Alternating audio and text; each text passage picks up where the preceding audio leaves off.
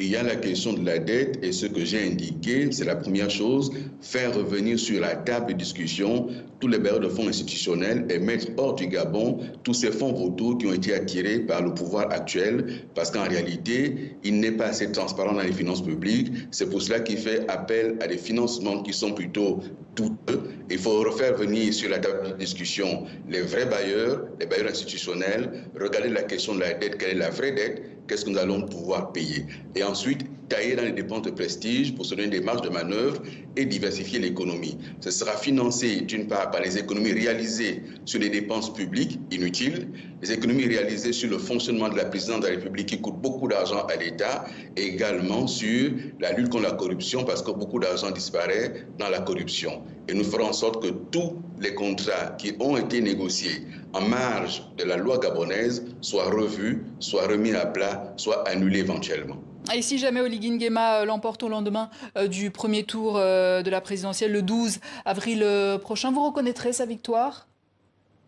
Si c'est fait à la régulière, les Gabonais auront choisi, mais je pense que si ce choix est fait, ce sera le choix du pire, ce sera le choix de la catastrophe. Je le dis encore une fois, les fossoyeurs de la République qui sont devenus, cette République des copains, coquins et consanguins, on ne peut pas se permettre de continuer avec. Après 60 ans d'une façon de fonctionner, il est temps de faire une rupture et de regarder différemment notre pays avec une volonté affichée par moi et mes équipes et ceux qui nous soutiennent de rallumer le rêve gabonais et de faire en sorte qu'il y ait une nouvelle espérance et on va oser ensemble cette espérance. Moi, ce que je veux aujourd'hui, c'est une rupture totale avec un système qui n'a pas permis au pays de se développer, une rupture sur le plan économique, une rupture sur le plan diplomatique, une nouvelle indépendance de notre pays. Ce que je propose aux Gabonaises et aux Gabonais, c'est une réforme de fond et j'ai indiqué qu'on allait absolument faire en sorte de couper à la tronçonneuse les dépenses inutiles en supprimant un certain nombre d'institutions telles que le Sénat, le Conseil économique et social, la médiature de la République pour permettre de dégager des marges de manœuvre et offrir de l'emploi pour les jeunes, offrir des conditions décentes aux femmes et notamment faire en sorte qu'il y ait des minima sociaux qui soient accordés aux populations gabonaises. Ce que je propose aussi, c'est une vraie indépendance diplomatique, une indépendance économique, une diversification de notre économie parce que notre pays ne peut pas continuer à fonctionner sur la rente du pétrole, la rente du manganèse, la rente du bois.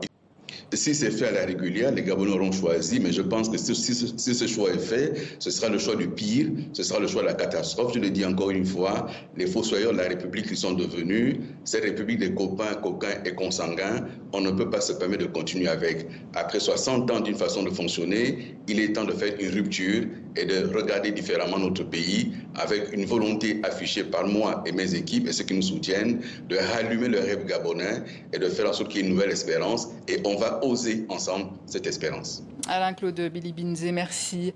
Ancien Premier ministre du Gabon sous Ali Bongo Ondimba et candidat à la présidentielle du 12 avril prochain. Je réponds que si les civils qui ont été responsabilités ont échoué, il y avait des civils dans l'opposition qui auraient pu prendre le pouvoir et que ce coup d'État du 30 août, en réalité, a été un coup d'État qui a, au Gabon, empêché l'alternance parce que, souvenez-vous, c'est un coup d'État survenu après les élections. Et donc, si les civils ont échoué, il fallait laisser d'autres civils de l'opposition faire l'alternance et récupérer le pouvoir et gérer l'État. Ce n'est pas le rôle des militaires de gérer l'État. Mais avec Alain-Claude Billy-Binze à la tête du Gabon, est-ce que ce n'est pas le système Bongo qui va perdurer, vous qui êtes resté aux affaires durant plus de 2 décennies? Non, je n'ai pas été aux affaires durant 2 décennies, madame. Je réponds que si les civils qui ont été responsabilités ont échoué, il y avait des civils dans l'opposition qui auraient pu prendre le pouvoir et que ce coup d'État du 30 août, en réalité, a été un coup d'État qui a, au Gabon, empêché l'alternance parce que, souvenez-vous, c'est un coup d'État survenu après les élections. Et donc, si les civils ont échoué, il fallait laisser d'autres civils de l'opposition faire l'alternance et récupérer le pouvoir et gérer l'État. Ce n'est pas le rôle des militaires de gérer l'État.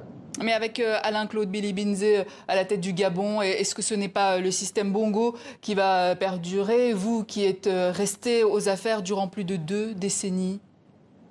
Non, je n'ai pas été aux affaires durant 2 décennies, madame.